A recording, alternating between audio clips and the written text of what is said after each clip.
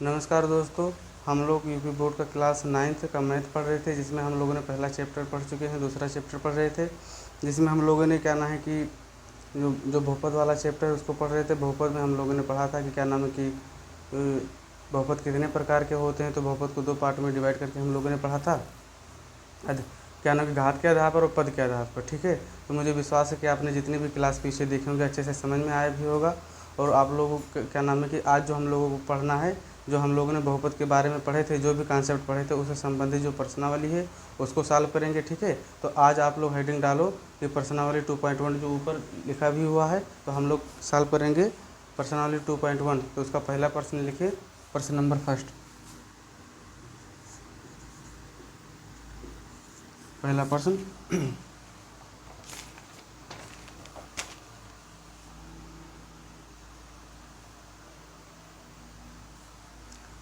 पहला प्रश्न में बताना है कौन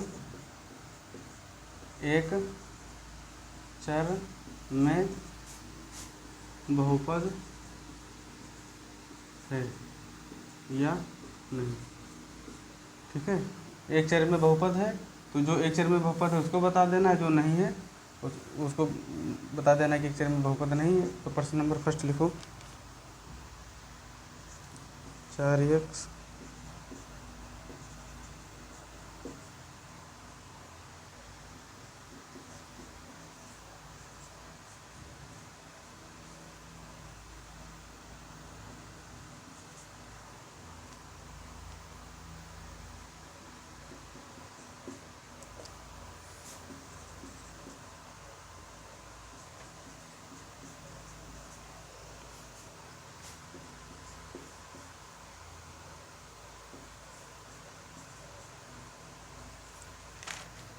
पहला प्रश्न में क्या बताना, पहला प्रश्न में बताना है कि क्या नाम है कि प्रश्न नंबर पहला बताना है कौन एक चर में बहुपद है। ठीक है, कौन एक चर में बहुपद है। तो देखिए यक्स है, यहाँ पर यक्स है। अगर यक्स वाई जेड इस तरह लिखा रहता था, अगर यक्स यूज होता, एक ही बहुपद में यक्स आता, एक ही बहुपद में वाई आता, एक ही बहुपद में जेड रहता। तो अगर 3 एक्स वाई जेड 3 आए तो 3 चर वाला बहुपद हो जाता, यक्स वाई आता तो 2 बहुपद वाला हो जाता। इसमें केवल यक्स एक्स ही है ना, तो क्या लिखोगे, यह एक चर वाला बहुपद है।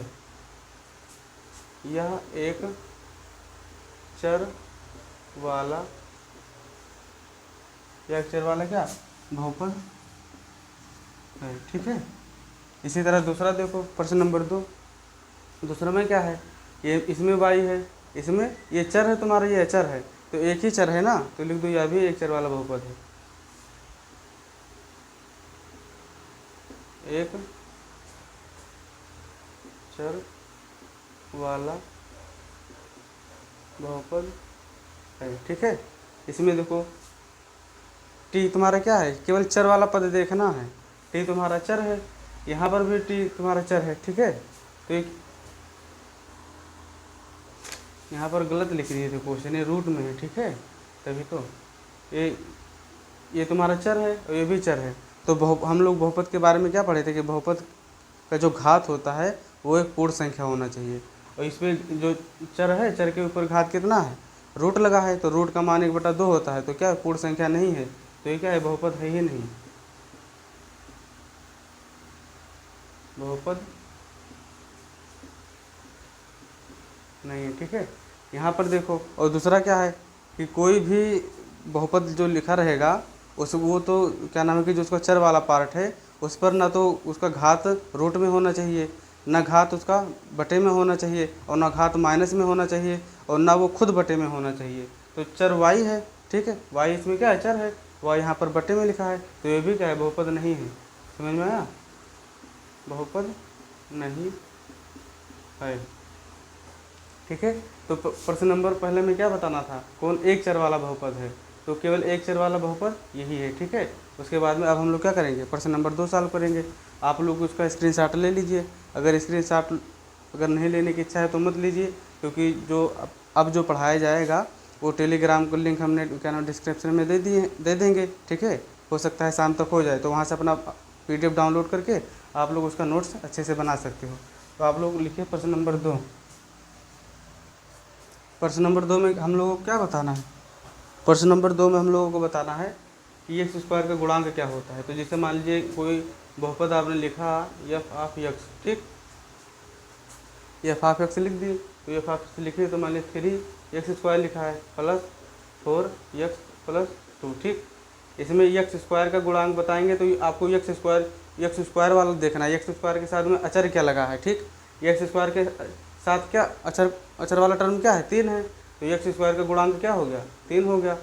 कोई पूछे x का गुणांक बताओ, तो x² यानी x का घात 2 का स्क्वायर के साथ में 3 अचर लगा था, यहाँ पर केवल x लिखा है, ठीक है।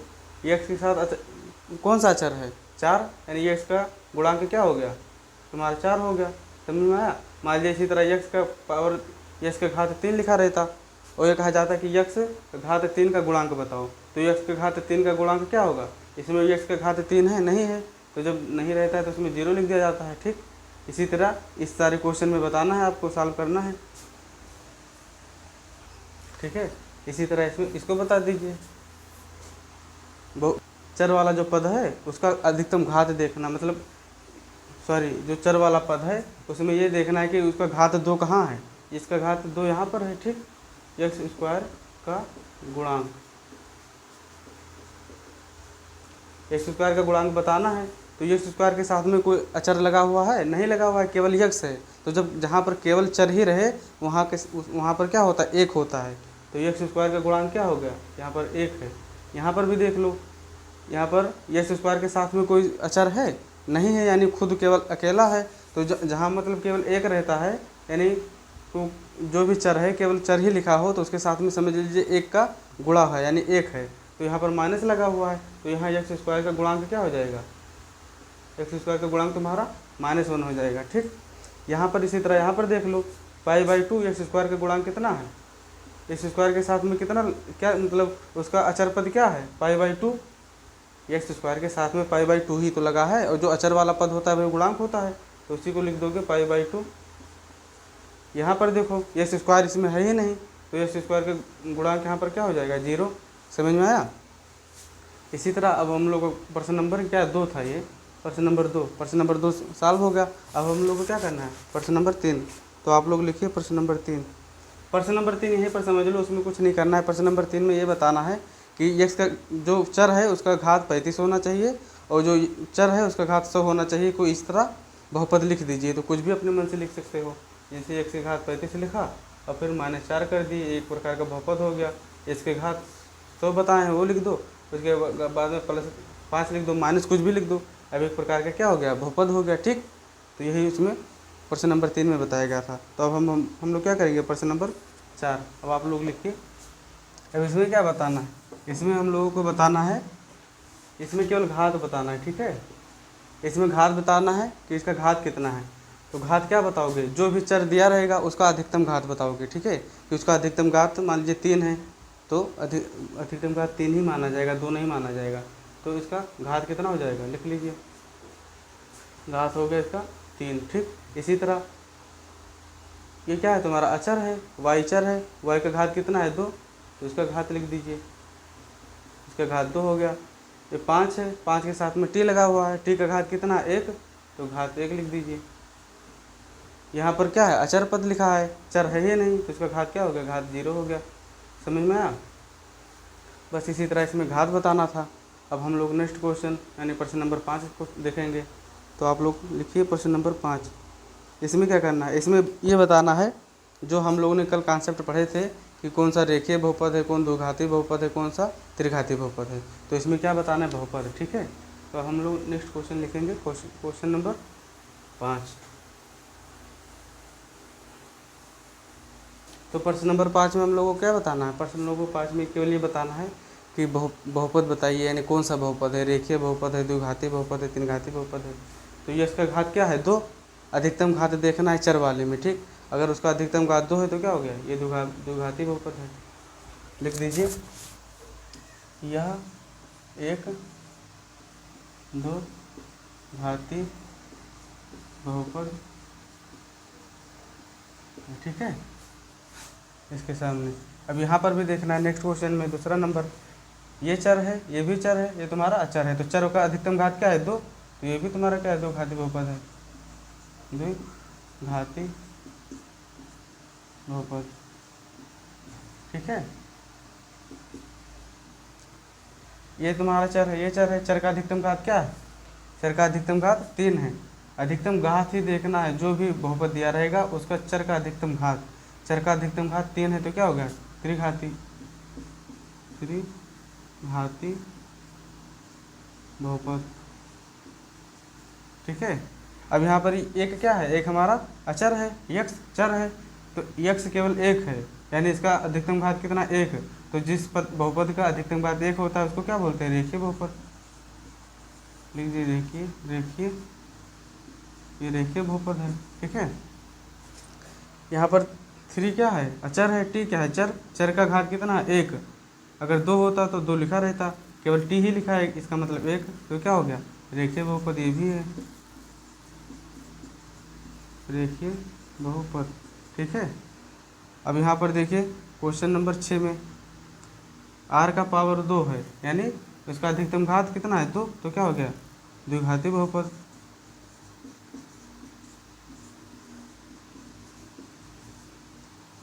तीसरा नंबर देखो, तीसरा लिखा है 7। क्वेश्चन क्या है? तीसरा नंबर 7, 7 का 7 यक्स का घात 3, तो 7 तुम्हारा क्या है? अचर है, यक्स चर है, चर का अधिकतम घात क्या है? 3 है, तो क्या हो गया? त्रिघाती बहुपद।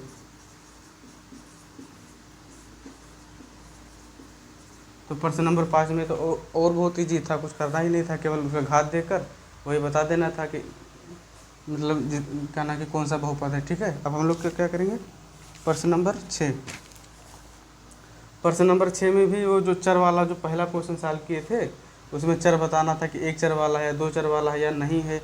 तो प्रश्न नंबर 6 में भी यही करना है। ठीक, तो उसको हम छोड़ देते हैं। बाकी PDF में सॉल्व करके मिलेगा, तो आप लोग अगर नहीं जान पाओगे, वैसे तो जान ही जाओगे क्योंकि पहले की तरह क्वेश्चन करना था, और फिर जब PDF डाउनलोड करोगे तो वहाँ पर तुमको मिल जाएगा। अब हम लोग क्या करेंगे? प्रश्न नंबर 7 को सॉल्व करेंगे। ठीक है। तो आप लोग लिखिए प्रश्न नंबर 7।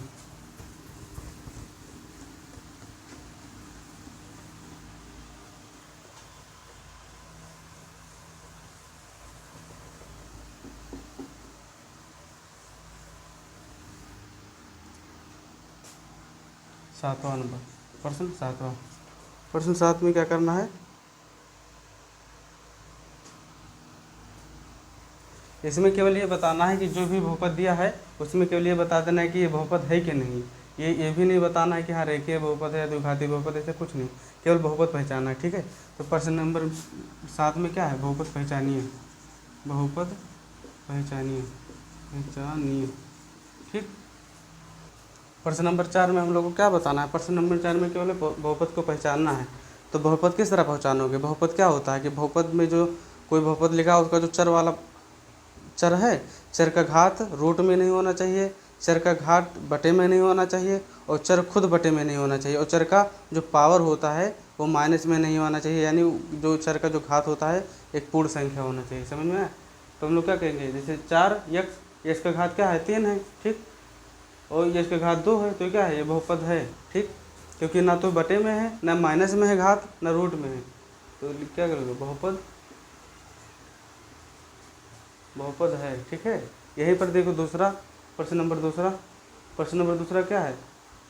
2 यक्स, 2 यक्स का घात क्या है? 3 है, ये तुम्हारा अचर है, ये चर है। यहाँ पर देखो 3 यक्स का घात 2, यहाँ पर जो यक्स है चर तो है लेकिन ये रूट में है, इसलिए क्या है? ये बहुपद नहीं है। यहाँ पर क्वेश्चन नंबर 3 में देखोगे 2/3, जो अचर वाला पद है वो बटे में होगा, उससे कोई दिक्कत नहीं है, चर वाला बटे में नहीं होना चाहिए। 2/3 यक्स का घात क्या हो गया? 2, और 7/4 यक्स प्लस 9। यहाँ पर ये क्या है? बहुपद है, क्योंकि केवल चर देखना है। चर का घात क्या है? 2 है। ठीक, और यहाँ पर चर का घात 1 है, ना बटे में है, ना माइनस में है, ना रूट में है, तो क्या है? ये बहुपद है। ठीक है, ये बहुपद है। इसी तरह चौथे नंबर में देखोगे 2 यक्स का घात 2 -3 यक्स और प्लस 4/यक्स, यक्स जो क्या है? चर है, और चर बटे में है। ठीक है, तो ये क्या है? बहुपद नहीं है। इसी तरह 5वां नंबर क्वेश्चन देखो, यक्स का घात कितना है? 4, यक्स तुम्हारा क्या है? चर है, यक्स का घात 3/2, यानी यक्स का जो घात है 3 बटे में आ गया, और बटे वाला क्या है? वो बहुपद नहीं होता है, तो ये भी बहुपद नहीं है। लास्ट देखो छठवां नंबर 2 तो अचर है 3/x, यक्स तुम्हारा क्या हो गया, यानी चर तुम्हारा क्या आ गया, बटे में आ गया, तो भी क्या है, बहुपद नहीं है। तो प्रश्न नंबर 7 में केवल ये बताना था कौन बहुपद है कौन बहुपद नहीं है। अब जो लास्ट क्वेश्चन है प्रश्न नंबर 8 उसको देखेंगे, बस ये प्रश्नावली खत्म हो जाएगा। ठीक है, तो अब हम लोग क्या करेंगे, प्रश्न नंबर 8 अगला क्वेश्चन देखिए, प्रश्न नंबर 8।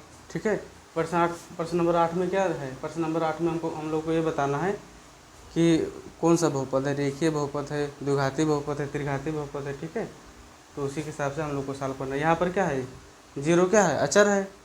ठीक, ये चर नहीं है तो इसमें अचर लिख दोगे, ये बहुपद है ही नहीं। यहाँ पर ये जो बहुपद होगा उसका घात देखना है, अधिकतम घात कितना है, अधिकतम 2 है, 2 तुम्हारा अचर है, यक्स चर है, यहाँ पर यक्स चर है।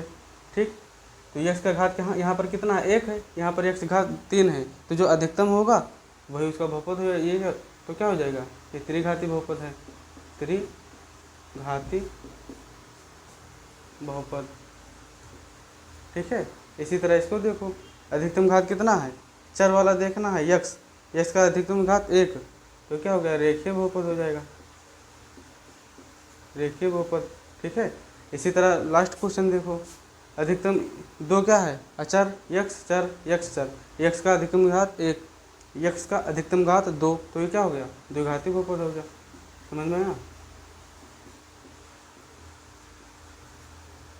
ठीक, तो हम लोगों को इसमें केवल यही बताना था कि कौन सा मतलब कौन सा बहुपद है, रेखीय है या द्विघाती है, त्रिघाती है। तो इसमें जितने भी क्वेश्चन थे सॉल्व कर लिए हम लोगों ने, 1-2 क्वेश्चन छोटा है तो वो भी इसी तरह है, उसको देखोगे तो सॉल्व हो जाएगा, नहीं तो आपको PDF तो टेलीग्राम पर मिल ही जाएगा।